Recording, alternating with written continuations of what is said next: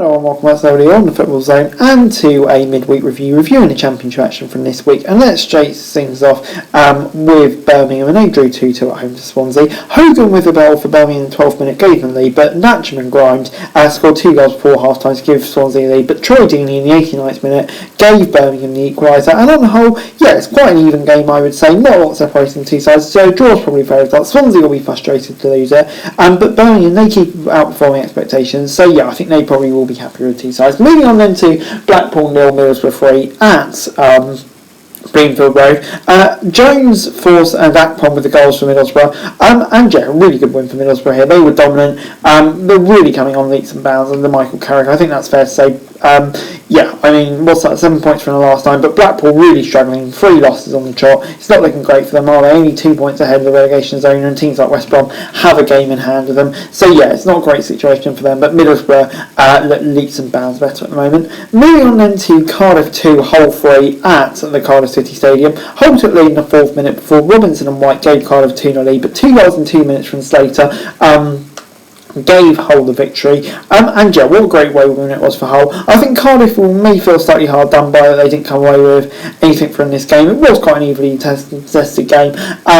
So yeah, not a lot to separate teams to sides, but a good win for Hull. Rossini, that's the exact sort of momentum booster he needs as he comes to Hull. But yeah, for Cardiff, another frustrating result. Moving on then to Coventry 2, Wigan 0 at the Ricoh Arena. Gustavo Hamer and Victor Ocares with 2 relatively late goals for Coventry, especially Ocares' goal. But yeah, good win for Coventry, good home win. They're absolutely flying at the moment, aren't they? And yeah, Wigan, they've now sacked Liam Richardson 2 weeks after giving him a 3-year contract, which is slightly bizarre. Yeah, everything about that club just seems a bit bizarre at the moment, paying players and not paying players. So yeah, it just seems like a bit of a mess. It does feel like a rushed decision. I'm not fully in support of it, but we'll see where it goes for them. Moving on then to Huddersfield, and they picked up a shock 2-1 win at Loftus Road. Lyndon Dykes scored in the 2nd minute to give QPR lead, but Ruffles with 2 goals. You should check one of them out. Yeah, it was quite incredible to be honest. But yeah, I mean QPR 36 goal attempts. Yeah, how they didn't get anything from this game is beyond me. But for Huddersfield, fair play to them. They ground it out, and that's exactly what they need to do at times this season, because we know they haven't really got the squad together. But you know, great run for them. QPR, they need to get the momentum back ASAP. Moving on then to another surprise result. This time at Bramall Lane, where it finished Sheffield United 0, Rotherham 1. Just as you thought Sheffield United's form may be coming back, they suffer a really bad home defeat like this. Wiles with the only goal of the game in the 38th minute. Really disappointing result this was for Rotherham. For Sheffield United, sorry, great result for Rotherham. But yeah, Sheffield United dominated the game, dominated the ball as you might expect, but in the end couldn't get that crucial breakthrough.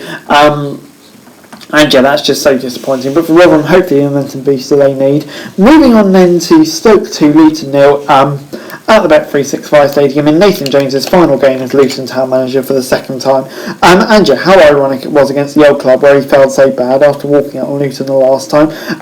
2 early goals, Nathan Pound the 3rd minute and a Lockie Aran goal in the 13th minute. And yeah, after that, you know, it was kind of really 2-0 football, wasn't it, from Luton? They had quite a lot of the game, but in the end, couldn't really make it count.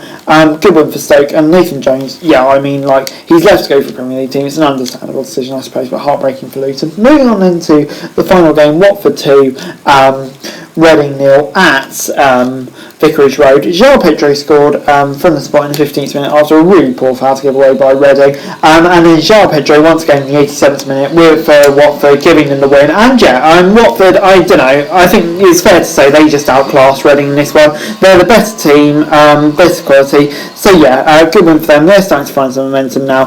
But Reading, yeah, they need to get us a win soon, don't they? But anyway guys, that's it for you. Thanks very much for watching. Remember to like, share, subscribe, don't tell us comments down below, and follow us on the show for daily football news, and subscribe to the channel, that'd be greatly appreciated. Thanks very much for watching. Peace!